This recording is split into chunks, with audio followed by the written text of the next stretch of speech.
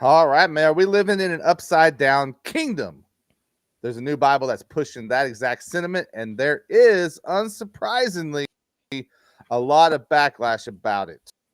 Is this religious growth or DEI moving into the literary? Also, it is Inauguration Day.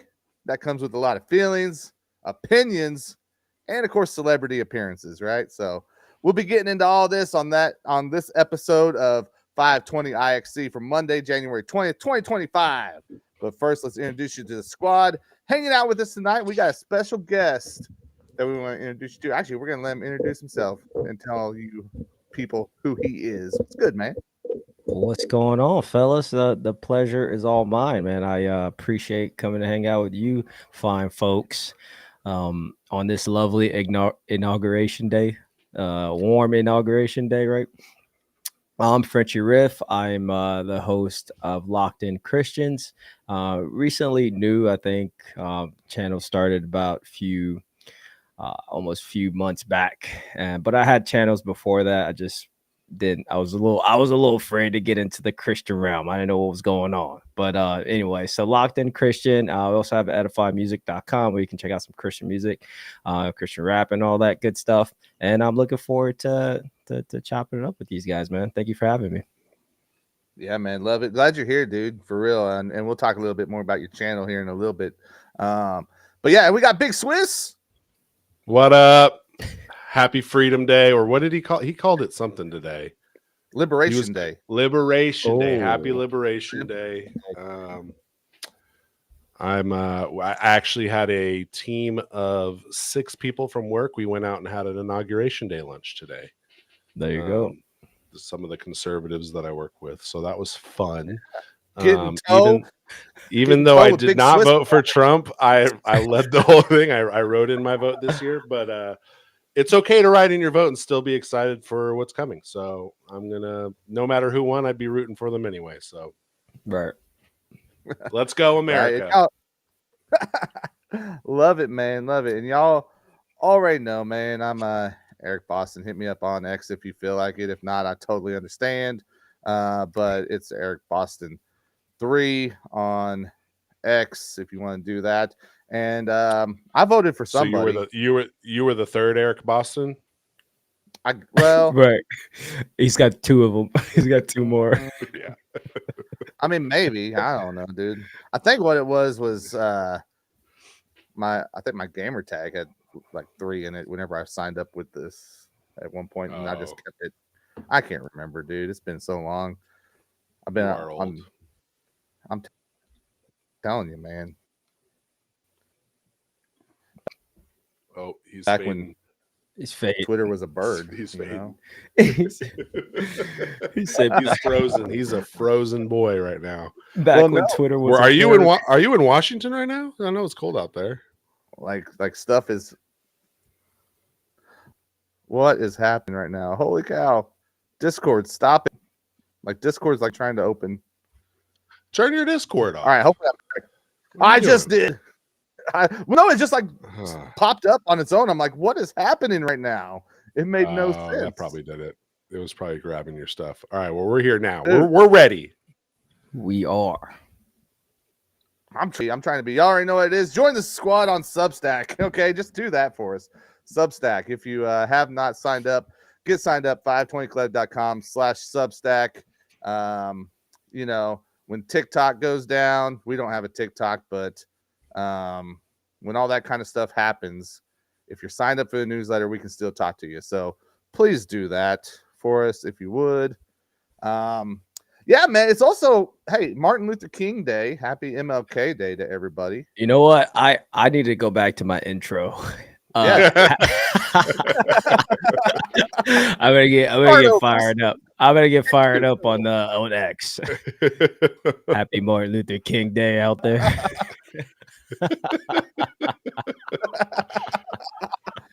and yeah, it's Inauguration Day. You may be happy, you may not be happy, but you know, regardless of how you feel, we're living in Donald Trump's America at this point, so it is what it is.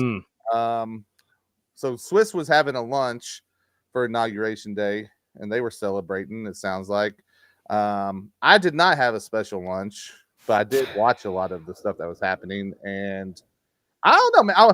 Okay, how much of the stuff did you guys watch today? Zero.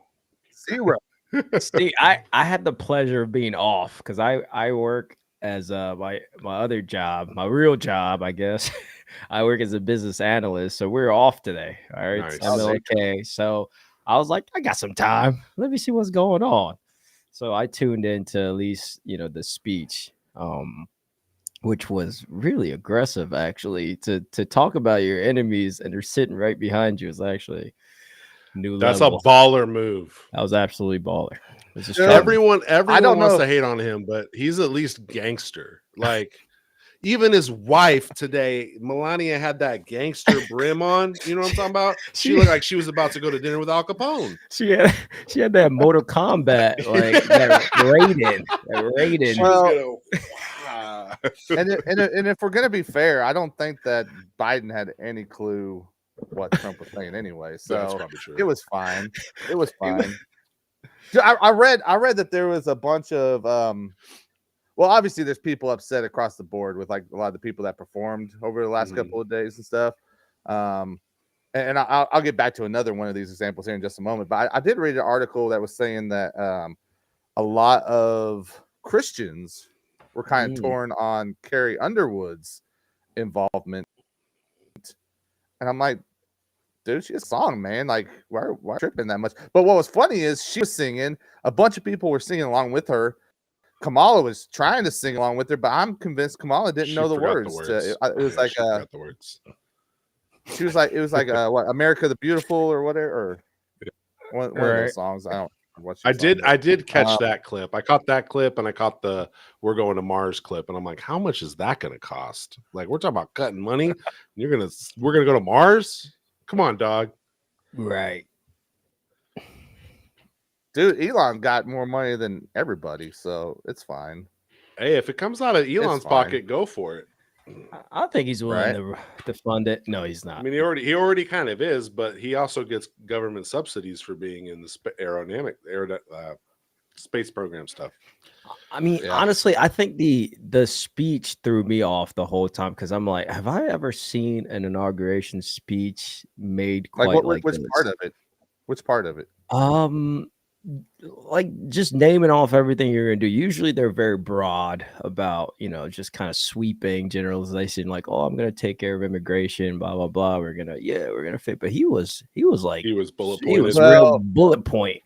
The thing is like that's different for him compared to other ones. Is he's had 4 years of preparing and playing. Like, hey, if I get back in, it's on. You know what I'm saying? That's a good point.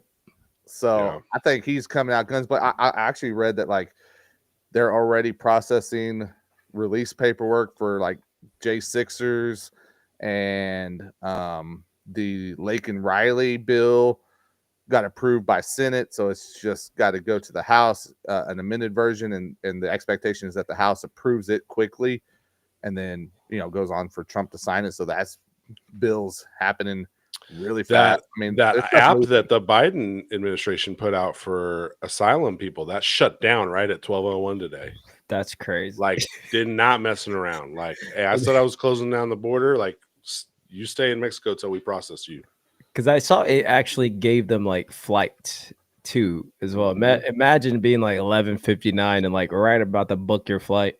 Yeah, well, it's fascinating because it's for people that don't live in Texas or in a border state. Like, a lot of people don't actually see the impact it does have. Like, the amount of homeless vagrants in Dallas has like quadrupled in the last few years, to the point where it's just like you can't go anywhere without seeing a homeless camp around here.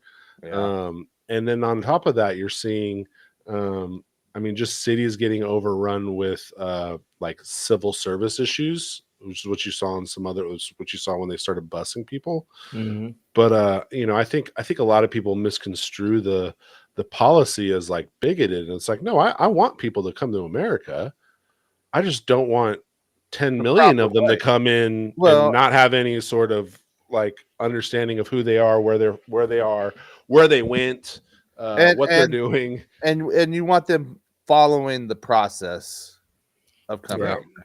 here, right? I mean, dude, did you see that a Border Patrol agent in Vermont got killed just a little bit ago? I saw something about that. Yeah, like just a little bit ago. Wait, what? Yeah, by an illegal immigrant. So that, I mean, I guess they were out patrolling, looking for people, and it went down that him and an illegal immigrant that shot the Border Patrol agent was killed as well. Yeah. Well, you brought up the Lincoln Riley stuff, and like I'm old enough to remember during COVID, if it saves one life, it's worth it, was like a slogan that I heard from a lot of newscasters and politicians and whatnot. And like we've been watching people get murdered and raped like almost, it feels like every other day, and it's an illegal immigrant. And I'm like, okay, guys, like we got to do something. Like you can't just be like, well, we don't know what to do. Like there's things that we can do that's reasonable, and also still like how do we do it compassionately and reasonable? True. Like how do we love our neighbors but not just shut them out? And like I think just people are like, well, if you don't just do everything open-handedly, then it's not loving. And I don't think that's nuanced enough. Well, hey, let's talk about that a little bit, because like we said, there's a lot of feeling across the board, even within Christian culture, right? I know I'm in a text with a couple of my buddies, and we got one that's like, I don't know, like I can't relate to the and the views that he has on a lot of this stuff. I'm like, I don't get where you're coming from on this. Like, he was like adamant that like Trump is going to be taking our basic everyday rights. And I'm like, well, I'm Stephen Colbert said he might not even be on TV tonight. I mean, it's like, okay to not like it. I still don't understand that like, whole I'm okay rights with, thing. I'm okay if you don't like him. Exactly. Yeah. I'm like, did you pay attention to the last 4 years? Like you wake up the next day and you just go to work. Yeah. You know what I mean? Yeah. Well, here's the thing that I don't understand. Imagine if you did want to be a dictator. You know what would be the best plan to do? Create a pandemic, lock everyone in, tell them they can't leave their house, and only provide them propaganda from a news source, and have everyone say the same thing over and over again, and scare people into listening to that over and over again. And they tried it and it didn't work. And Trump was the one who was like, yeah, let's get everyone outside. And so like the whole idea of like Trump being a dictator, I'm like he could have done it if he had the layup opportunity to do it, and he didn't take it. And so like that's the dream scenario for creating a dictatorship, where you create a subservient people, is you lock them in, you diminish their hope, you bring down their thing, you make people can't even see their kids be born or visit their dying parents, and you break all that down, and then you just feed them through the media everything that you want them to hear, which is exactly what happened. Also, you censor things from the internet by forcing Facebook and Twitter to comply to rules that they've all admitted that they did. I mean, they literally had the perfect scenario, and he still didn't do it. Dude, first of all, shout out to Kyle Manning hanging out with us. Ooh, Kyle's in here. What's up, Kyle?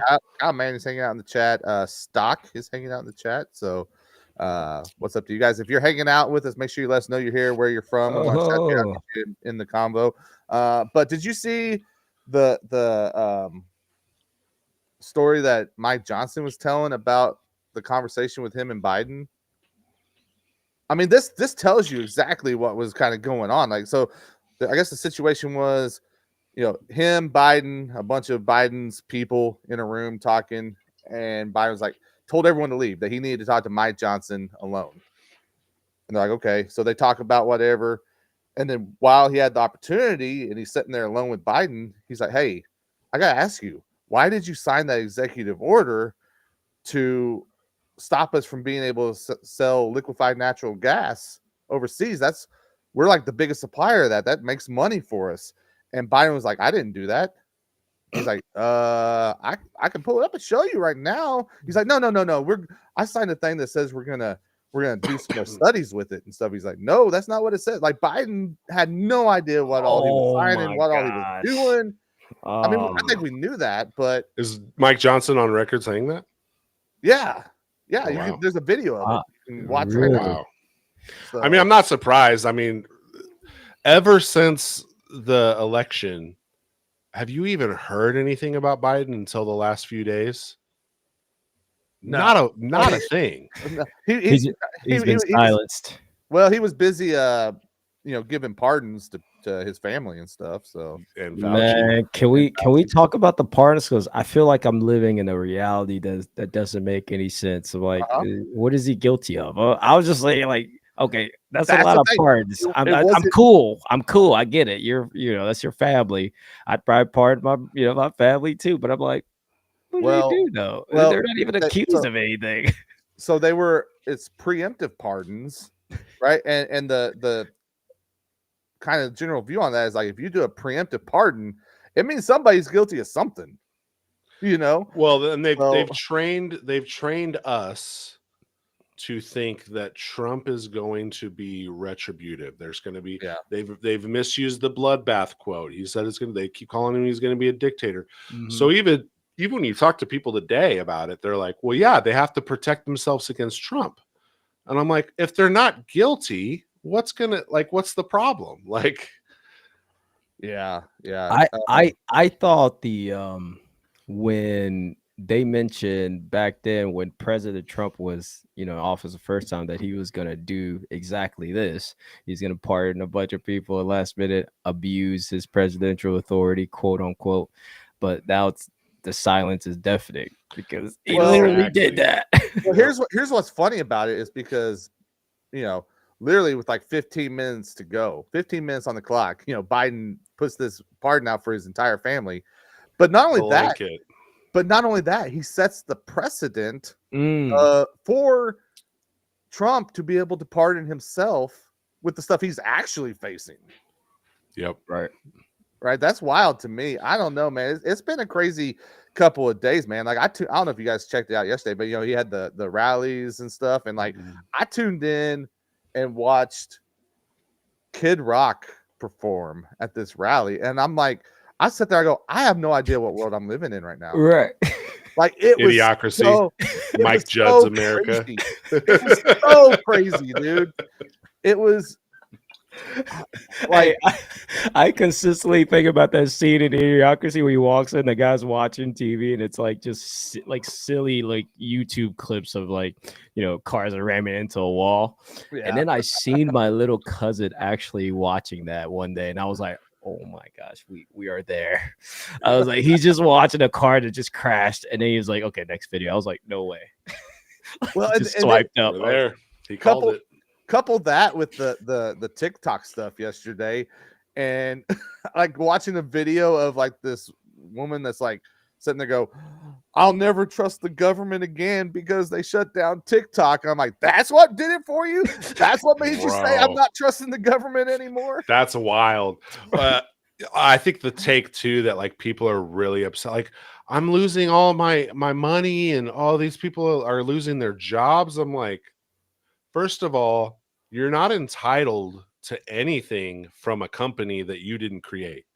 Like, it's like an Uber driver who complains about the cut that they get. I'm like, well, you could go create an app that allows this sort of service worldwide, and then you can set the standards. But since you hit, I agree to the terms and service for this thing that I didn't create, you are now, that's the consequence that you have. So I don't feel bad for you. Well, and that's like, and Frenchie, you could probably speak to this because you have that artist background, man. But like I work with artists doing like press releases and different stuff, and I've interacted a lot with guys. And the thing I've kind of missed doing it, but even beyond just music artists, I mean, any kind of creative, really, like any of this stuff, man. Whether it's social media, whether it's music streaming platforms, whether it is YouTube, whatever, none of this stuff you own, and it could be gone tomorrow, or they could shut you down just because they want to. You've got to create something that's yours and a way to connect with the people that rock with you, man. And you can't be caught off guard or surprised when something like this happens. Right. It's like, because if you think about, us working in the online space, there are so many different avenues that if they shut you down here and you actually have something of value, of genuine quality, people will follow you everywhere. I mean, it's happened everywhere to people that got banned during, pandemic. Like you get banned here, you go over here, people followed you again. So if you're creating things that are not good enough, those are people that are complaining. The people that you ever seen those people on Twitter that are retweeting the same thing you saw like 5 times already? Like, oh, I'm like, bro, Yeah. or the videos that says, oh, I wonder what happens next. I'm like, bro, you know what happens next. You watched this video. I'm like, you've seen the end. Yeah. So, Right. or grifting, whatever they want to call it. I don't know. Well, and I mean, I think the benefit will be, these people will now switch platforms, and so you should see an uptick in your other platforms if the fans are legitimate. Mhm. If not, you might find out you had a lot of bots, and you might find out that you didn't have fans to begin with. Well- Like they maybe saw one thing and followed you, and that was it, and then they Right. never saw your stuff again. I'm gonna pull So- this up. Did you see the message for when TikTok came back up No. yesterday?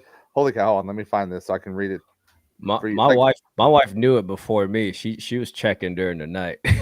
Okay, so it was shut down, and there was a screen that was like, "Oh, hey, sorry, it's not available right now." Blah blah blah blah. But when it came back up, and this makes me think, man, I think there's a lot more than just an app at play here. The message was, "Welcome back. Thanks for your patience and support. As a result of President Trump's efforts, TikTok is back in the U.S.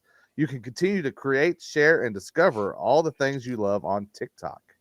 Yeah, he extended it Mhm. because he's giving them the opportunity to sell to an American company. But dude, a Still. year ago, they would never give him that credit for that.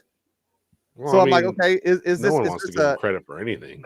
well? Right. But dude, a lot of people are changing their tunes real quick, And is it a way for him to, because he got a lot of young voters? Is it a way to kind of boost that voter block? There's something at play there. There's people claiming like if he comes in, looks like the hero to Gen Z. We don't know how these people react. I think we're all fairly millennials on here. Everyone here millennials. So I mean, Gen Zs, they just react different. Like my wife's a Gen Z. I just watch for research purposes how she reacts. She Research purposes. like I This just is watch her. marketing analysis. Well, you are a business analyst, so that makes I sense. have to. I'm like, I'm anal about a lot of things. I'm just watching. I'm like, how's she gonna react about this Twitter shutdown? She knows all the info, except for all the important info. She just knows the hot button. And this is what I knew. The government really they're genius. They're smart. They're a lot smarter than we give them credit for because they know there's I don't think people. they're that smart, but I'll In a way- I'll allow it. Yeah, let me finish. Maybe I'll get you around. What I'm saying is like they're smart in a way that they know that people are not that like focused on what they're doing. Like my wife, for example, is completely right. Like even I can explain to her what's happening, and she'll be like, "Cool." Next day, I'd have to start again, like that 51st Dates movie, and and I'm like, I have to like keep doing it again and again. I'm like, you know what? They know there's people like this, so they're just gonna gamble on that. The majority of people are gonna pay attention to hot topics, flashy headlines, and then they're gonna bring it up and they're gonna act based off of that immediately. So I think Trump does a little bit of both, where he does really get into nitty-gritty, the people that know what's going on, and then he also does a TikTok stuff for the people that only care who brought TikTok back. What I mean? Like in 10 years, they're only gonna remember who brought TikTok back. Yeah, Right. Yeah, if it's still Well, around. if it's still around. We'll probably and- have like VR, AR, social media For in sure. 10 years. Everyone will have it in their glasses. 10 yeah. 10 is long. I'm thinking sooner. Yeah. But so one thing that Trump said, and I don't have this word for word, so I'm kind of just gonna have to paraphrase this a little bit. But one thing he said in his speech, and I think hopefully this is maybe what people within the Christian culture can focus on here. Regardless of if you're happy about what's happened today or not. Okay. But one thing he did say was essentially that, hey, at the end of the day, God is still the creator of this stuff. He is still the one that is reverenced and revered. And I was like, I'm glad. I mean, and that is not a a cosign on Trump's faith, because I'm not going to go there. I'm not willing to say that. But I don't think anybody is. But he's not. Right. But he's not wrong in saying it either. He's not wrong. Like, what do you guys think, man? Like, what's your hope for American Christians over the rest of this year following today's events? Reading their Bibles. I do think that there's a revival happening in the church right now. I don't think it's related to Trump in any way. But since you're asking specifically, like, what's your hope for Christians in America in the next, I'm assuming what you mean by that is, what do you see Christians, where do you see we should go as Christians in this during this presidency? What's the opportunity? I think the two biggest opportunity is getting gay marriage off of the conservative platform, and I also think that removing the abortion edition that they added this year, I think that should be a huge movement that Christians should move in, personally. And I've actually written seminary papers on those two topics specifically. Wow. Just because when you look at the data, the average self-professed Christian, actually under average, less than 20% read their Bible more than once a week.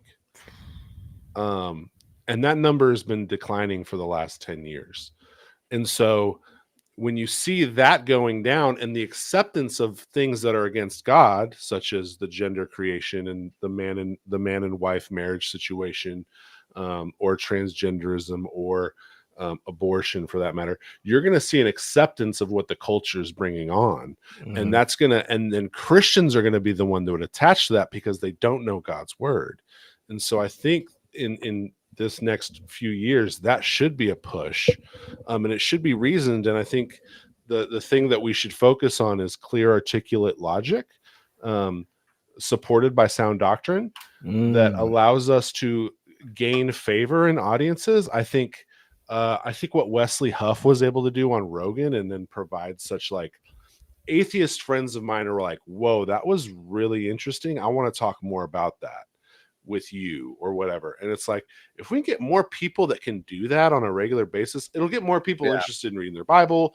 And, like, we should push that content. I think one thing that, I've been pushing for too, on this channel a lot, Eric, is like us spending our dollar on Christian artists and Christian properties and Christian things. If there is a movie in the theaters by Dallas Jenkins, go see it. I don't care how much you don't want to see it, just support it. Like, or buy a digital copy when it comes out. Buy your Christian hip hop albums when they're available. Or, like, I just found out that you can get every Christian hip hop. I know this is, like, really stupid because I'm a tech guy, but I don't use Apple Music or Amazon Music. And I needed an MP3 that I wanted to purchase that was a little rare for a DJ set, because I was not going to have Wi-Fi, and so I couldn't stream in tracks. And a guy was like, buy it on Amazon Music. And I'm like, oh, you can buy MP3s on there? Every MP3 on my playlist was on there. It was great. I was excited to pay for those. You know what I mean? Because like, I don't want to just stream. And so I think if we see that push towards, like, hey, let's invest in Christian infrastructure, because we need to reinfiltrate the culture. We need to have more teachers that are Christian. We need to have more politicians that are Christian. We need to have more people that are journalists be Christian. And so, I'm really going far on this answer. But nah, you're right. I think that should be the focus of the next 4 years. Yeah. I completely agree with a lot of those sentiments you just mentioned, and I've been preaching and screaming that on my channel for the longest. And I always get shocked personally when because I volunteer at the high school at the church, and I always ask them. I'm always curious. I'm like, how often you guys actually read your Bibles? And it's still very low. It's the same answer when I was in youth group. It's the same exact answer. Even growing up in the church, I was like, I placed my faith. I still didn't really read my Bible. And I think there's a little bit of a polarization happening with Trump. And I think a lot of Christians are probably going to scrutinize his presidency a lot more now because of that faith factor. And I think he kind of, rode that faith factor. There's a lot of videos of him praying, people praying, putting hands on him. And so I think that's going to make some Christians like very, scrutinize everything, see every moment. Like I know today they already talked about how he didn't put his hand on the Bible. Yep. And you can see these, these Christians are kind of like, yeah, it's kind of like the Christians that wait for you to say Jesus when you're rapping. You know what I mean? It's like, is that guy going to say Jesus? Is he going to say Jesus? It's like you're just constantly waiting for somebody to, show you that they're not, or they're fake. So you can, meet your individual expectations. Exactly. It's like, bro, what? So I think him being in charge this time around almost feels like we've seen him 3 times. You know what I mean? Just because of the 2020 election and all that, you almost feel like there's a lot of them. And I think some people feel very overwhelmed, by his personality and all that. But ultimately, I think us in the Christian community, we have an opportunity to, to almost really create an economy there's no better president for Christians to try to create an economy off of. It was nearly impossible with, the Biden-Harris administration with all that. Well, because if you didn't have anybody that is transgender on your team or something, you're not getting any funding from the government or anything. So for this time period is a moment for us to take advantage of that and to support all these things. Like, you mentioned Dallas Jenkins, and I've seen a great movie, The Forge. I don't know if you guys seen that. Dude, that movie looks incredible, but I just canceled Netflix. And Did you? I just need to go buy it. I'm just going to go buy it. Yeah, dude, I saw it on Netflix. I was like, I got to watch this. Dude, you have to. I went to the theater for it. I mean, I literally almost cried 3 times. My buddy Carl, he cried 3 times, and it was a really good movie. Probably the best one I've seen. And I was very judgmental on Christian movies for a very long time. Rightfully so. Right. And I'll watch them like, man, why you guys just film it crappily? Like just film it right. Budgets. Yeah, exactly. Because Christians aren't funding them. And so these guys are going to like their individual churches and going to their richest members to get like a measly $2 million budget. Measly. But still, if you see the time period we're in with the technology, I mean, we're able to do this show. You could create some pretty high, quality stuff without, a very high budget. So I think we are in a good period. I think Christians should take advantage of this. But ultimately, I think we just need more Christians out there. We need to be like rebuttaling like everything, because I see so many channels that support Darwinism and all this stuff. Like, I mean, even every science channel you watch, great graphics, but the underlaying of the content is based on false doctrines and stuff. So, and we don't have enough Christian channels to even debate this stuff. Like, I'm glad I'm talking to you guys out there, but how many more of us are there out there? You know what I mean? We don't even know honestly the real number, but I know it's pretty low. So I think we have you got Ruslan, and that's like the top. That's the top right now. But I feel like, and shout out to Ruslan, he's killing it. He's doing a great job. And that's what Holy Culture was trying to do. They were like, hey, can you get our YouTube channel up? I was like, we need content. Like, you need to create content. And then you have to go through this like corporate structure of like approving stuff. I'm like, it can't work that way. That's just not how content works. You can't corporately approve it. It has to be, is that person in the faith? Is that person biblical? Is the theology right? Sure. All right, let him create the content. So ultimately, to answer your question, I think, there's an opportunity for us to take advantage of these 4 years because we really don't know after that. And we should, as Christians, we should create that Christian economy where the money is kind of going into a circle of, Christian artists, Christian movie makers, YouTube creators, just the congregation. And we can create that. We should do that. Well, hey, both of you mentioned people reading their Bibles. So I want to say thank you for setting up our topic here. That was somewhat intentional. It was good. But I did mean it. Right. Well, we're going to jump into this, man. There is a new Bible that you may or may not want to read. I don't know. We're going to talk about it a little bit. And this comes from the Christian Post. The article is 1 Million Moms Urges Christians to Boycott Upside Down Kingdom Bible, citing woke theology concerns. A conservative advocacy group 1 Million Moms has launched a campaign opposing Zondervan's newly released NIV Upside Down Kingdom Bible, claiming the study Bible promotes woke theology and undermines traditional biblical interpretations. The group is quoted as saying Zondervan's newest NIV study Bible is unlike other Bibles in that it includes elements of theological and gender diversity. As such, Christians should be aware this could be called a DEI Bible. The Upside Down Kingdom Bible, described as addressing topics such as race, ethnicity, creation care, abortion, gender, and sexuality, features study notes, essays, and book introductions contributed by various scholars and leaders, including Preston Sprinkle, general editor and president of the Center of Faith, Sexuality, and Gender, a Christian organization focused on issues of faith and LGBT plus inclusivity. In a statement to the Christian Post, Zondervan did defend the purpose and scholarly rigor of the Upside Down Kingdom Bible, emphasizing its commitment to evangelical Christian beliefs. The Upside Down Kingdom Bible is a new tool for engaging Christians who are seeking biblically based answers to today's toughest questions, as is standard with our study Bibles. Contributions are from multiple biblical scholars with trusted credentials and expertise in their fields of study.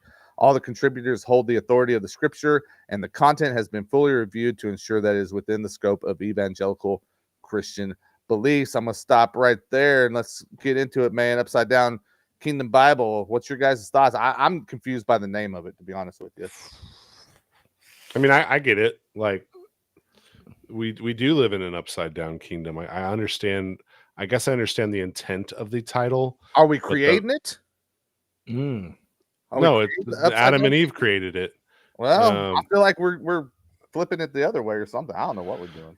Well, like we live in an earth that is, we are not living in it the way it was intended to be lived in. So technically, you know, the Lord's creation is upset. So full up front, I'm going to buy this, but simply for a research tool, like as an apologist, like I read a lot of stuff from various different ways. But what a lot of people should know is when you see who the publisher is, you could tell a lot by what they're going to produce. So like Crossway, for example, they do ESV.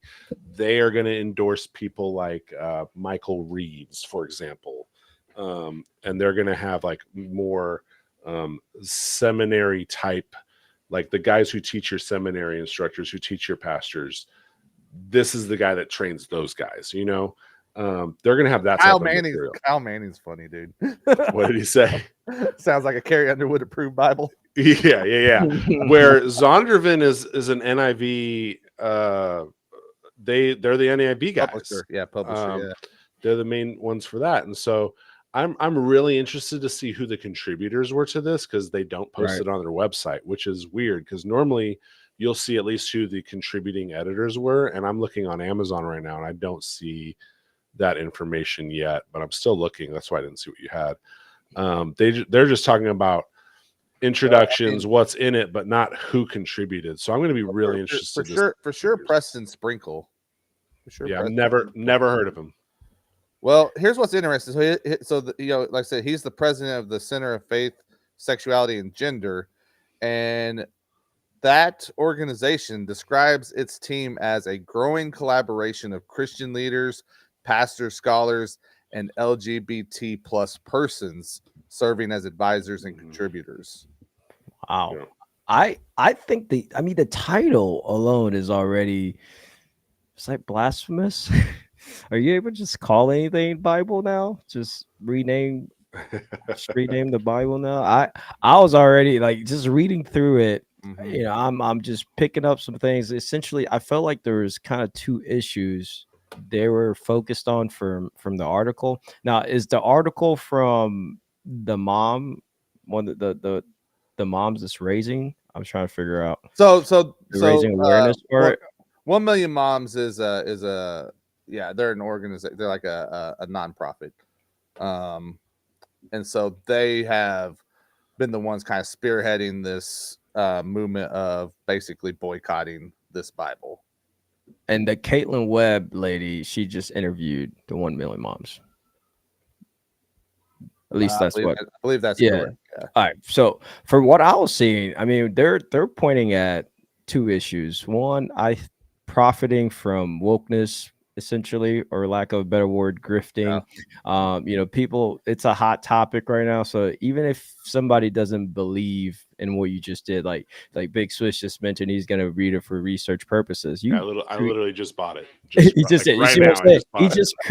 You've created an economy just because in the time period we're in, right? If we weren't talking about it, this is 2004, no one's buying it. Everyone's going to be like, well, what are you doing? No one's buying that. So, and then the second issue is it's almost like we're at a time where the Bible is going to be rewritten, and we know it will because Paul kind of talks about this when he's addressing Timothy in a lot of his letters. But I actually did a video way back on when China first did a rewriting. I don't know if you guys caught that. It was back in July 23, and they rewrote portions of the Bible in order to increase the control over the religion in the country.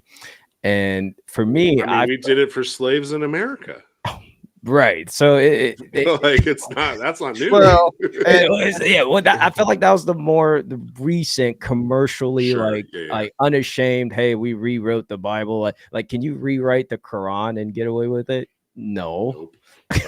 Well, I mean, they've only rewrote it 71 times in the last couple thousand years. So they've also rewritten themselves. And Zondervan's been under the microscope for that kind of stuff already, right? Because they were like the first ones that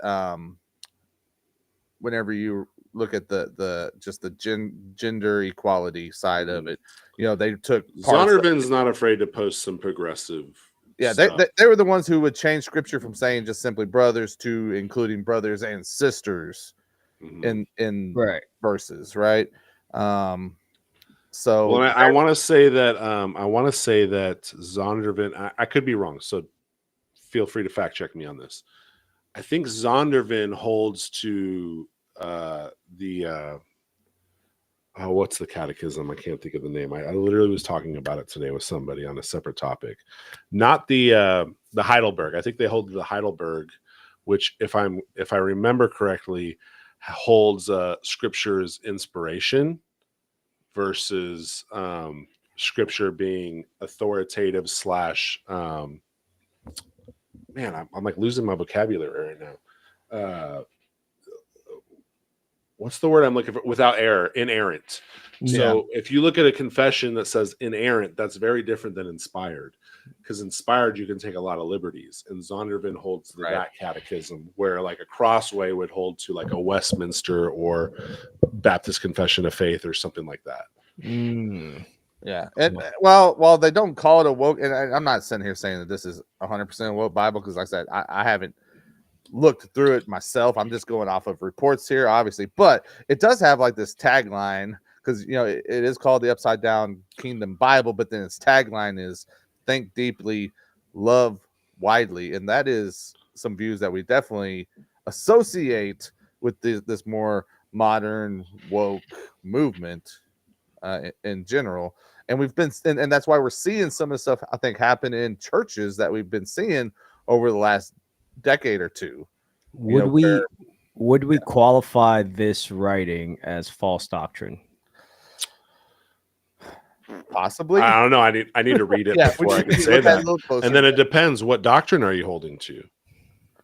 Are you holding to Nicene doctrine or Constantine doctrine? Are you holding to a newer? That's why studying these catechisms is important, because so I have a friend right now in California who's like investigating the faith, and we've been connecting on a completely different level. I've brought him up here on the show a couple times already. But today he said he got invited to the men's Bible study, and they're going to go through like their doctrinal beliefs and stuff. I'm like, hey man, I just want you to know, like, that's some heavy stuff. Like, you're going to read some stuff and you're going to be like, well, why does it say that? Or like, why does it, you're going to, that could trip you up faster. Like getting into like systematic theology and why they wrote something in a catechism can trip you up before you even understand why you would even think that to begin with, because you haven't read the Bible. And so I just I told him to beware of like, hey, you're about to read some very intense stuff with this catechism. I forget what one they do. I asked him what one it was. Oh yeah, they hold the Westminster, and I'm like, okay, hey, Westminster was written in this era. It was written by these people. Mhm. The language is kind of weird, but you're gonna get to this, and this. And when you get there, call me, because like I want you to understand this. And so it's really important to understand that, because a lot of people will say like, I am a Christian, but they can only articulate the gospel, which is not a bad thing. I'm not saying that's a bad thing. That's excellent. Yeah. But as you sanctify and as you grow in your faith, you should, and I hate to use this word, but it's the best word I could use, is to deconstruct why you believe what you believe. And you ask the question like, well, why do we only believe in two genders? Or why wouldn't a Christian adhere to that?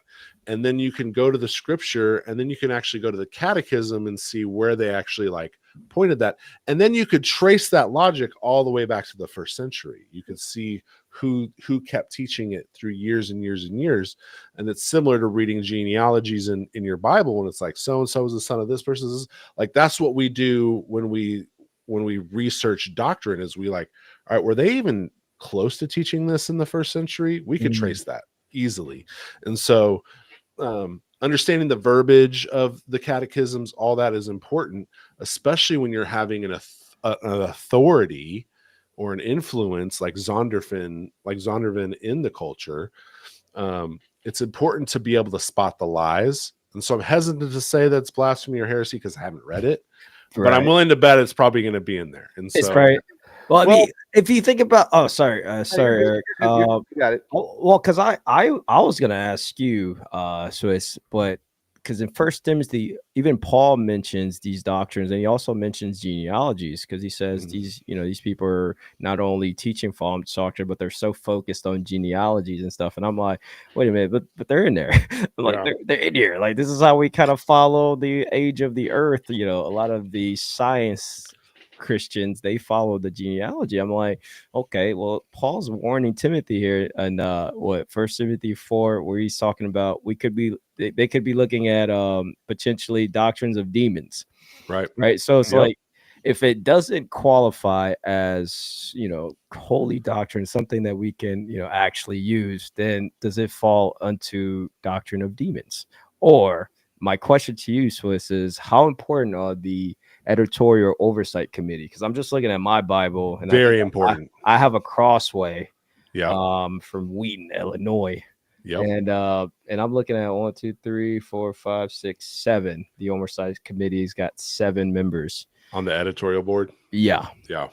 So how important are those guys? It depends on what they sign. And so, for example, if you wanted to go be a professor at the Southern Theological Seminary in Kentucky, you have to sign a document that affirms the confession of faith that they have. And the thing that they add in there, now this is something that was added in, I want to say, the 90s. Churches and organizations started adding, without reservation, I'm signing this document, which means that I'm not signing this document and conceding points that I don't agree with on here. Meaning, like let's say you were coming in and you did not hold to a doctrine of man that has 2 genders. Let's say you were more progressive and was like, hey, I think God created people to be non-binary, and I think a man can become a woman and become pregnant. Let's say someone thought that. They could sign with before that, without reservation. They could literally sign and put with reservation, which was still a contractual binding issue. So you would have people on your staff or in your seminary that you knew didn't hold to your confession of faith, but wouldn't teach outside of it. Well, now what you're seeing is these schools are creating that phrase to say without reservation in there. And so they won't hire you if you have a reservation. And so that doesn't mean you couldn't fake it and just never say anything about it. But when you sign those documents, you're essentially saying, I'm 100% on board with everything here, and I will only teach this. And so when you have these editorial boards at Zondervan or Crossway or wherever else, they're probably signing those as well. So it depends on what they're agreeing to when they come on, because, you know, like I think Christians who work in ministry work in places where not everything is perfect, and they're willing to overlook things because the ministry work is good. And I don't necessarily think that's bad, as long as like it's not an essential level conviction that you're like compromising on. And so, yeah, it really depends. I'd have to see like who's on it. Like when you start going through like church history and you start studying systematic theology, and then you start studying catechisms and stuff, you see the names repeatedly come up. And so like when you see someone like Patrick Spring, I've never heard of him. Like never heard. That was today was the first day I heard of the guy. Patrick Sprinkle. Yeah, never heard of Preston Sprinkle. Sorry. And so and like I major in apologetics, so I frequently read progressive works on purpose, you know, just to be like, all right, what's the argument they're presenting? So if someone else comes up, I would know how to, you know, rebut that. And I think that's where my like caution would come from, where we have seen a lot of stuff creep into the church that's clearly not okay, that the Bible is in black and white telling us it's not okay, but we've made it gray. And so if we're living in an upside down kingdom and we're not working on flipping it back around, then we may be working on just taking it sideways, and that's not good either. Yeah. Well, and that's just, we've been sleeping at the desk, like we're the sentries sleeping on duty, you know. I think the devil has done a really good job at splitting us apart over the smallest things, and some of them are fair, some of them are not, you know. But like we can't unify if we disagree on whether if Trump not putting his hand on a Bible is a problem in our community. Like if that's your like biggest gripe of the day, I'm sorry, like your priorities are way misaligned. Like there are way bigger problems happening in your local church right now. Like, you know, well, especially friends you see every week might be going through a divorce and they haven't told you, you know, like things like that are important, not whether he puts his hand on the Bible. Especially if you're okay with like putting an LGBT plus pastor into your pulpit. That's crazy. That's I think it even starts back in Genesis. When I read Genesis again as an adult, which I always recommend in my channel, every video, I'm like, you have to read Genesis. It's the best book as an adult. Yeah, all the craziest stuff happens in Genesis. All in Genesis, you're like, ain't no way. Like, as soon as you get to chapter 6, you're like, what am I reading right now? And I'm like, what? Who came from what and what? All right. But people don't even realize, like, the average Christian has no idea. Like, when I bring up Genesis 6, they're like, yeah, what's that? God created earth. I'm like, oh no, buddy, he already did that. There's a lot more going on. Genesis 6 for that, but right, but yeah, he did that quickly. Right, the rest was worse. It was us. That was child's play. Right, yeah. But this one, I'm like, okay, that has divided us for the longest. I mean, a lot of people goes, okay, was it an apple? Was it a fruit? Was it, you know, did God?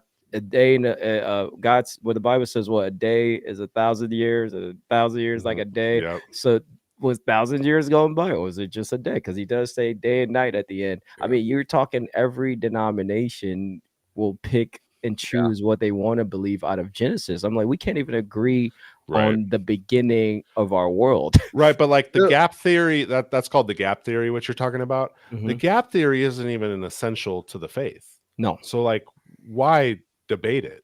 Like, it does, like, it's not a question that the Bible's trying to answer. No. And also, God, I don't think God wanted it to be that easy to understand. He would have made it. It would have been written in plain, simple. You know, Jesus always spoke and said, "Let those who have ears hear." Yep. Like, if it doesn't make sense to you, it's probably never will. But those, you know, and I'm quoting Timothy Alberino. If you guys are familiar with the guy, you should. No. By the way, Big Swish, you should check it out. I think you'll find some of his ideas interesting, which I don't agree with all of them. But again, he's one of these like Ruslan figures that are really picking up right now. He's on YouTube. He's on YouTube, but I'll yeah, check him out. I'm telling you, you're gonna find it really, really interesting. But he's on this like, What's his where name? Timothy Alberino, yeah, Okay. he goes I off found him. in, yeah, very, but he talks about this like antediluvian period, all these things like.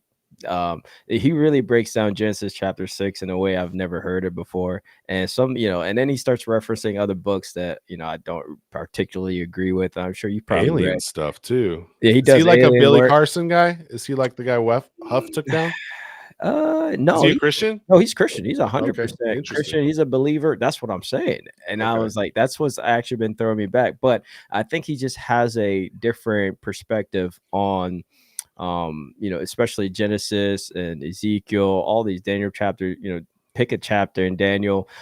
Anything that is talking about the end times is really kind of his specialty. That's cool. And but yeah, but either way, like he kind of like, I think he captures this very well when he says that like knowledge, I think it's in Solomon or something, like wisdom is for like, it's the honor, it's the glory of God to conceal things, and it's the glory of kings to go out and go searching for these things. I think it's in Solomon. Might be misquoting which book, but still, it's like we're meant to dive deeper into the Bible, right? Yes. So does it really matter, the nitpicking thing, like how many different denominations we have and why we can't even agree on the Bible? This is what allows things like an upside down kingdom Bible to even pop up, because we can't even agree on one of these.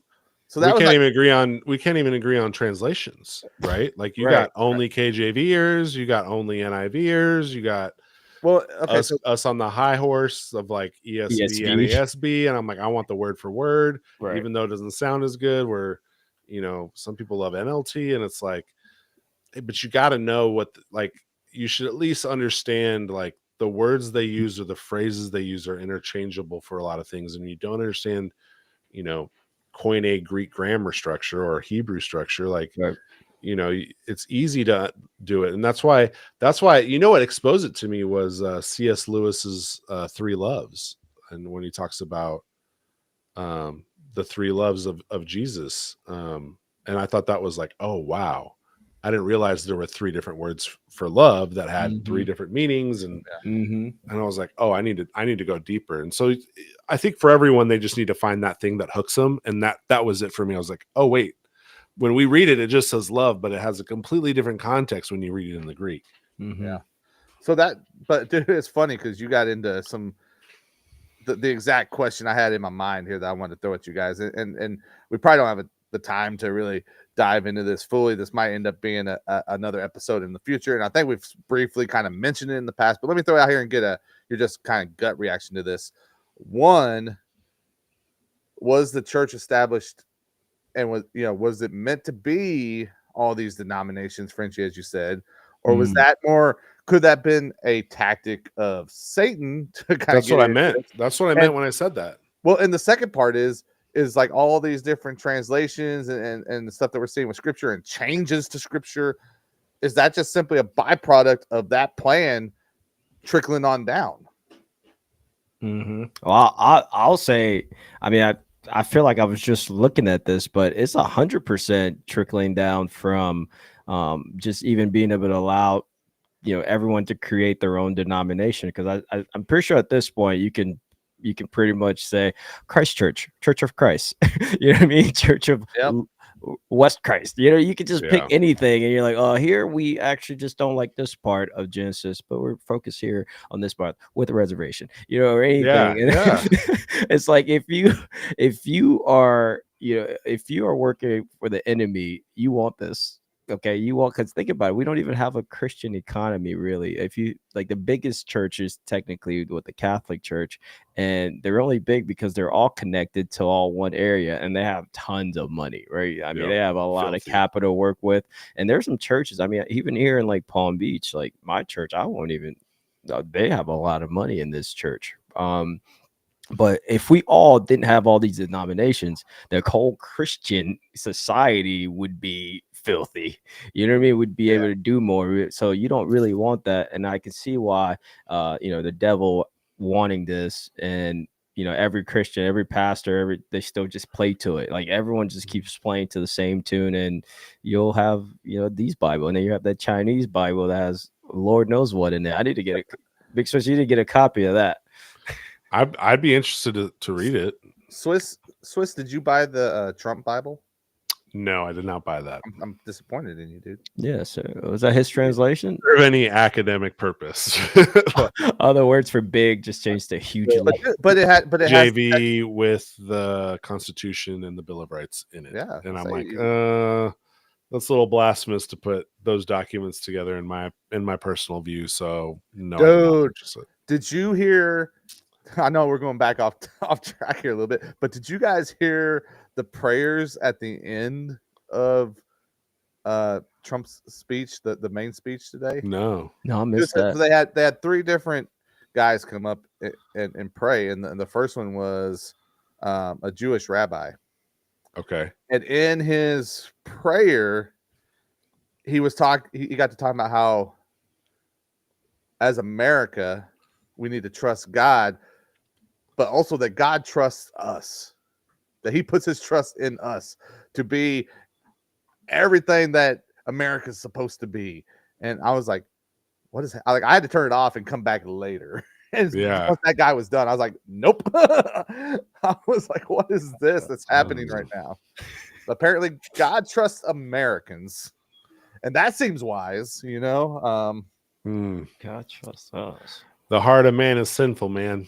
Dude, like something, man. I could see like a logical reasoning of like, well, he already knows what you're gonna do, so he trusts that you're gonna execute what he knows you're gonna do. I could see that logic, but that's put his trust in us. That's that was I wouldn't say he preemptively puts trust in us. That was the words he used. Was he put Didn't Jesus literally say doesn't even trust the angels? Like, he says God doesn't even trust it. There's a let me actually pull that up. Hold on. There's a well, the angels are jealous of us too. They're jealous of our free will. Happy Inauguration Day. Happy MLK Day. You guys got it. This verse threw me off. And this is where the Timothy Alvarito guy, he knows all these verses by heart. I mean, he's been deep inside it. He says it says, if God does not trust his own angels and has changed his messengers with his foolishness. I think it was in where is it at? I'm using hold on.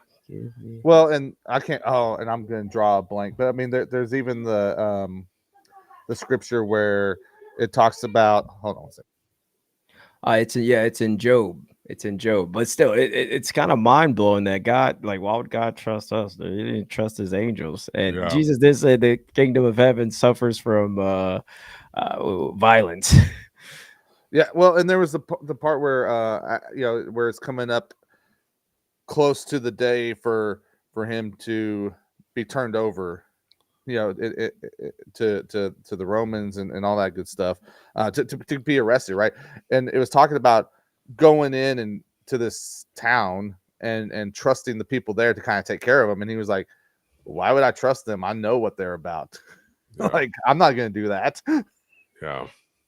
So it's interesting. So he had a rabbi. Who else prayed for him? I'm interested now. I know there was a Catholic priest. Who else was there? And a Protestant. And they all walked into a bar. It was awesome. Yeah, right. I'm like, he's just covering his bases right now. Graham's kid. Franklin Graham. He was there. I think he actually did like the opening. Like there was two people in the opening. I think Franklin Graham was one of them, and then there was three at the end. But was he not on the Zoom? Was he not on the video instead? Like, I don't know if he was live. No, he was there. Oh, interesting. I feel like somebody was but yeah, the prayers too were kind of interesting. I was kind of watching while the prayer was going on, and you could see all the people that are not believers. They're just like eyes wide open, just like staring up, like angry, almost like, what is all this prayer going on? And I'm just like, man, I bet they're just struggling right now. Like, I mean, you'd hate all that if you're Buddhist or something. Hey, but they were rocking with Nelly though, so that was cool. Nelly, I think, was yesterday, but whatever. They were right. I think Snoop Dogg. Nelly was there. Dude, Dogg, too. Snoop was there, but Nelly performed, and Nelly was getting a bunch of backlash for performing. Snoop's the biggest industry plant of all time. You know what? I've been looking into it. Bro, he's a household name. For what? Oh, dude, well, he's not a good rapper. He was a household name in '93, but for completely different reasons. Right, but I'm talking about this dude's on the Disney Channel now. Yeah. And hosting the Olympics. Well, yeah, I did see that. And sells a million different things at Walmart. And is doing football broadcasts. Yeah, they're just sending him around now. I'm like, dude, this dude is not entertaining. He has completely recreated his image. I don't know how. Like whatever the industry plant success model is, just look at Snoop Dogg. And what's the chick they just got in trouble with the Bitcoin stuff? I don't know her name. The Haktua girl. Yeah. Yes. Yeah, I don't know her name. I don't even like to say don't that. pay attention. Yeah, I know. I don't even like to say her name personally. Industry plant. That's the only. Like they just chose their girl. Let's blow this one up. Yep. This should keep them entertained for a little bit. Let's get some money out of it. Like all those people that lost their money, it went into some account. Right. That doesn't man, I'll tell you that working in finance, that money is just going to another account, buddy. Yep. Here's the thing I know for sure, man, is like we're not gonna get it's not gonna get slow on the news cycle. Like we're gonna have a lot of stuff that we can talk about this year, Swiss. I mean, this is only our second episode of the year. So. I mean, is that the benefit of Trump though? Even CNN is celebrating. You know what I mean? MSNBC. Well, they never stopped to begin with because they knew where their money was. They're jumping for joy now. Literally, they're just like, man, we get content every day. Yeah, the View just signed a 4-year contract again. Like, dude, like how? Here's my thing. Here's my honest thought. Like, this is a dead serious take. The View is in business because they get more views from conservatives making fun of them than the people that actually watch. If we just stopped sharing the View's terrible views, dude, I heard they would go out of business. I heard that Elon was going to buy ABC or CBS, whatever it is, just to shut that show down, man.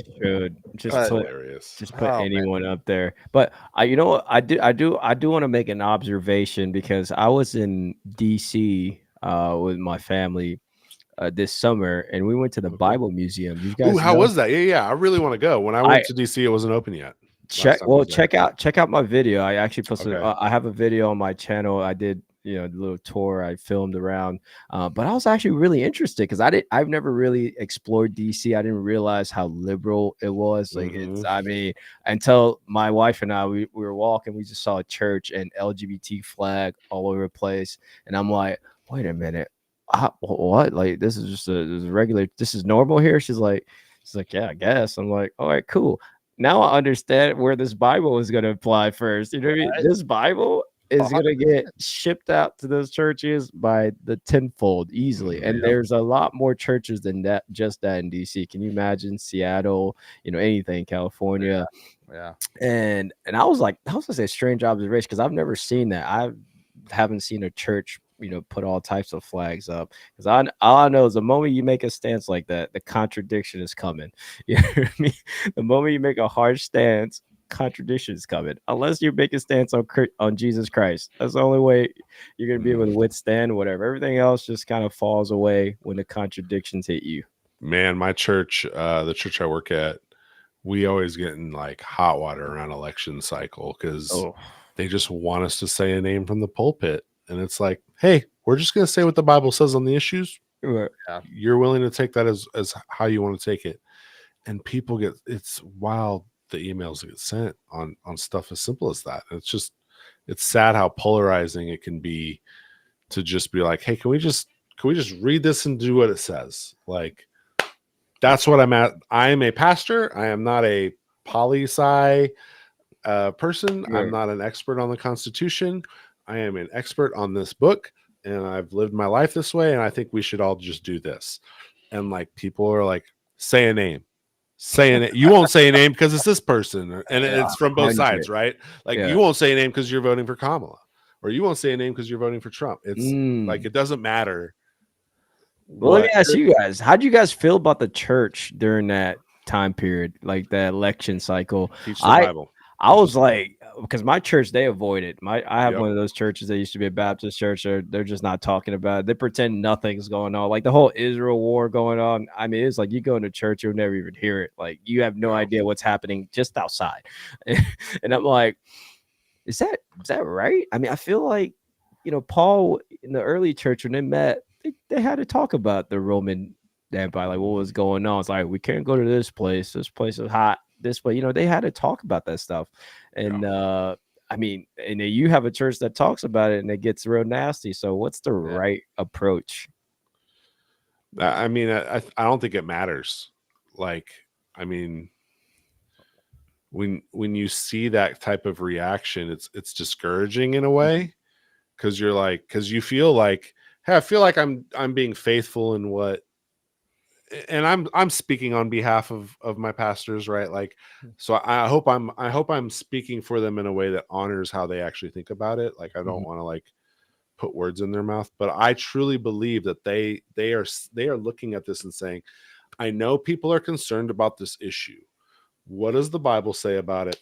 That's our stance. And some people can't take that, and like, well, and that's tough. And so, you know, and then you have the opposite where it's ignored and people are coming to the church being like, I have questions. I don't know how this lines up. You're the expert on what scripture says. What does scripture say?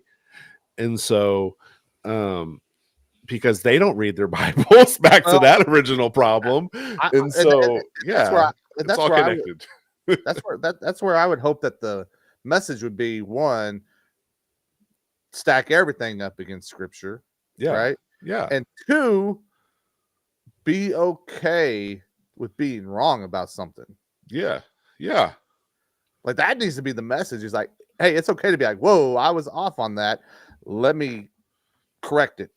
If more journalists would have done that, I think Kamala probably could have won. I mean, she had the women's support was there. There's more women in the world than there's men. Yeah. So, you know, it's I've got a good question to ask you guys before we get out of here. But I'll save it for the very, very end, because we may have to cut it off before I ask you. I don't know. We'll see. It might be risky. But I want to talk about your channel before we do get out of here, though. Oh, for sure. Talk about it, man. Let people know what goes on, why they're tuning in, man. I'm honestly, I've just the music alone is what really kind of hooked me to the whole YouTube, and I think the passion for just not seeing enough of Christian presence, and, you know, just being like a YouTube user and really enjoying like some good content and stuff like that. I'm like, man, every one of these content, like if you're not in the word daily, you will easily drift. Like every day you just drift slowly, because I mean, those YouTube, you ever been in those YouTube rabbit holes and you're just like, oh, that's a cool video. Oh, this is a good video. Wow, I didn't even, and you just keep going. Next thing you know, you could really, like, if you don't have a foundation, if you don't like go back to the Bible every day, you know, if you don't find Christian avenues, then you really can get lost in there. So that was really the birth of that channel. And I always felt like, you know, church. What's the channel called? Locked In Christians. Is it spelled any? Yeah, just regular locked and in. Locked In, I put it in as one word. So Locked In Christians. Yeah, Locked ED Christians. And so that was generally my passion for starting the channel, because I was like, you know what, we need a presence, and how does the church kind of reimagine themselves? Like, how does this church, because, you know, there's a new battlefield now. It's no longer face to face, and a lot of Gen Zs barely see each other face to face. They're all online.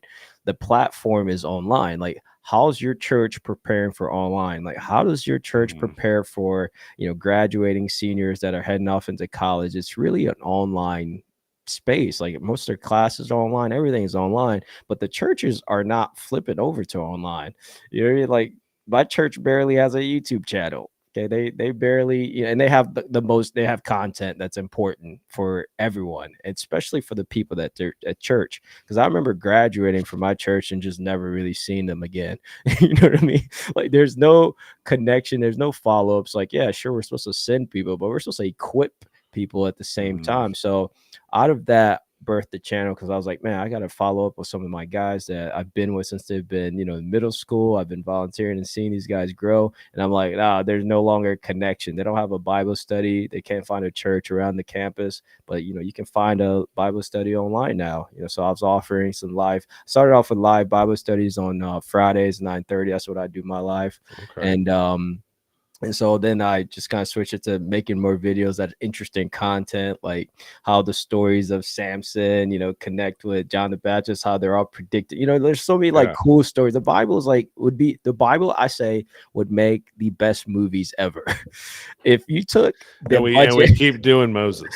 if you took the budget of Avatar and just put it into like Genesis chapter 6 or Daniel chapter 10, just crazy stuff like I want to that. see Genesis 38 and 39 when now. Yeah, like that's the wildest 2 chapters in all of the Bible, and I will make a PowerPoint. You see what I'm saying? Yeah. You see what I'm saying though? It's super interesting. Like the Bible is so interesting, and I'm trying to get these like young guys. I'm like, you have to find that interest. You have to grow from going from milk to solid food, as Paul says. And a lot of Christians, I think they hit the ceiling and hit this Christian boredom. I call them. You're bored. You are bored in the faith. You go to church, you're hearing the same exact thing you've heard.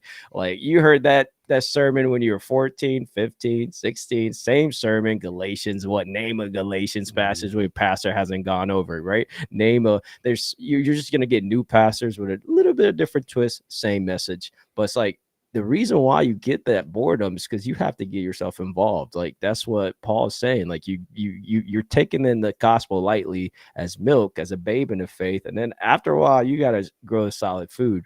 You know what I mean? You got to start digging into some stuff. You got to learn about, you know, why are all the people of Israel, why did they struggle every time? You know what I mean? Like why did they go through all these ups and downs with God? God was right there in their midst. They still failed you know, it's like things like that. You're like, well, that stuff doesn't make sense. How's Israel looking like this today? But if you start reading the Bible, you'll be like, this actually makes sense. Yeah. You know, I always equate it to like the type of people which this convicted me. I talk about this a lot on the show.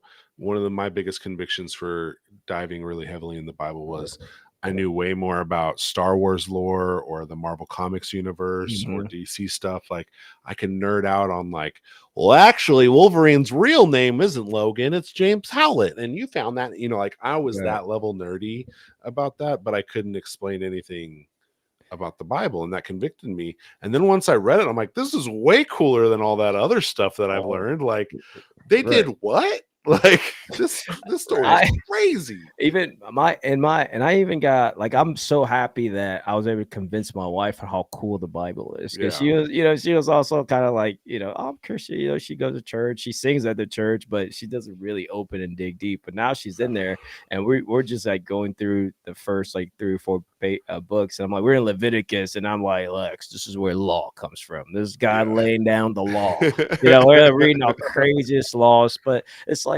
just that passion of being able to you know, just encourage, you know, people to create. Like I don't even want like I could care less if there's 5 billion, you know, subscribers. I'm like, the point is you go create. Like you need to get yourself plugged in, because you're gonna have a different view of how you know, you read this stuff and connected with your own personal story. And so that's really where Locked In Christians came in. And I think I said locked in a song one time, or Locked In Christian or something. So I was like, oh, that's pretty cool, let me just keep it in. So that's pretty much the gist of the channel. It's kind of like what, you know, Eric, you were talking about, you know, just being able to find content, creating content on just a Christian perspective on what's going on, because we don't have enough of it. So, and that's Locked In Christians.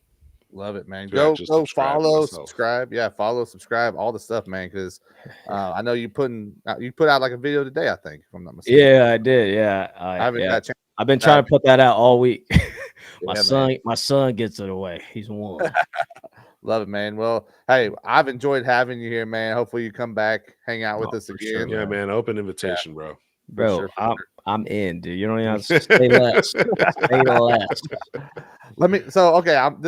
Dude, I'm known for like maybe sometimes I'll walk up to the line, maybe I'll jump over it a little bit. So this might be one of those line jumping things. But dude, I saw this and it was too funny for me not to like bring it up. Habitual line stepper. Habitual. Did you see Charlie that? Murphy. Did you see that apparently Donald Trump is like hooking up with Kamala Harris's husband today? What? Wait, what? Wait, what? He's setting a joke up. So I think Kamala put a tweet out that said, I just on January 20th, 2025, he was going to sleep the president of the United States. Oh, that's right. He did say that. So now people are like, I guess Trump's hooking up with That's a little aggressive for her to say, though. She's the husband. Her husband said it. Her husband tweeted it. No, she tweeted it. She said she's going to be sleeping with the president of the United States. She told him that he would be.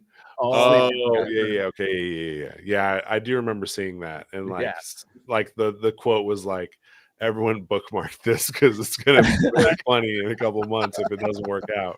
And it is. And with that, man, Big Swiss, final thoughts? No, man, this was fun, Riff. Like, yeah. No, I like really want you to come back. Like, bro, I just want to chop it up with you. You're cool, man. I'm down. Say the word. What we need to start looking at these Timothy Alberino videos. Bro, I think you're gonna enjoy Swiss. We're gonna have to break them down. Eric, I love rabbit holes. All right. Ooh. We could do that. The way he breaks the stuff down really like put a new perspective. I had to sit down for 30 minutes and just kind of like think and then try to explain it to my wife. That's my test for like, did I learn something? Let me go explain it to my wife. She's like confused. I'm like, I didn't get it. I gotta go back. That's funny. I love it, yeah. Man. Well, we'll be back soon, man. We'll be back soon, and maybe we'll get Frenchie Riff here hanging out with us if he's not too busy being locked in. So man, we'll see what happens. We'll see what happens. So you guys are great. Shout out to our guy KD. He got hung up, couldn't make it tonight. He'll be back. Miss you, soon. buddy. He'll be back soon for another show. I'll only stay angry until then. It'll be fine. So anyway, I guess be safe. Enjoy Trump's America if you find a reason to, and even if you don't, try to find something to enjoy. Go hug a neighbor anyway. Hug a neighbor, yeah. I did want to plug one more thing. If you guys are interested in some Christian music that's like kind of different. Okay, I do like Afrobeat. I like Afrobeat Christian music, like pop. I'm all over the place. But it's on edifymusic.com. You guys can go check those out. I just plop them all in there. Just boop. And the widget kind of sucks though. So if it doesn't work, just skip a song. We want tight budget. Edifymusic.com. Yeah. I was kind of surprised that website was available. Fun fact. But then I realized not a lot of Christian people doing anything online. That's true. Things are available. This is a good time. So buy up some websites, man. And if you're looking for something to just feel good about, root for the Eagles, man. Fly Eagles fly. One step away. Oh, there it was. I was waiting. One step away. When's the game? Thursday? No. It'll be Sunday, Saturday. I think it'll be Sunday. I have to double check the schedule, but I'm pretty sure it's Sunday. So them versus Washington. So division game, Super Bowl on the line. That's gonna be nasty work. Chiefs Bills probably gonna be the Chiefs. So you already know how that is. You know it's gonna be the Chiefs. They're gonna win the Super Bowl. They're gonna win it. Come on, let's not even try to play it. Can they all just lose? No, the Eagles. I'm voting for ties. The Eagles are gonna win this year, and even if you don't like soccer, and if you don't like, I'm a Formula One guy. Dude, here's the thing: if you don't like football, baseball's around the corner. So hey, I do like football. I love baseball. They are huge time commitments, and I get all the same love from F1 in a 2-hour package with no commercials before church starts every Sunday. Dude, it's the best time value investment of sports money can buy. You're sounding very Canadian right now. You guys are gonna hate me. I'm a soccer guy. There you go. Hey, I get it though. Same thing. 2 hour commitment in college, so I no can't help it. commercials. I mean, That's what I'm saying, man. It's like a better time investment. Honestly, you know who else likes soccer though, right? You know who else likes soccer? Canadians, Europeans, the oppressors. English. The oppressors love soccer. So it's fine, dude. Don't worry about it. It's cool. Wait, don't they own football? Dude, I'm just saying. There's a reason we fought for our independence, man. It's fine. Don't worry about it. And that being said, man, for my guy KD the Vessel, Big Swiss, it's Eric Boston, FiveTwenty Collective. Y'all already know what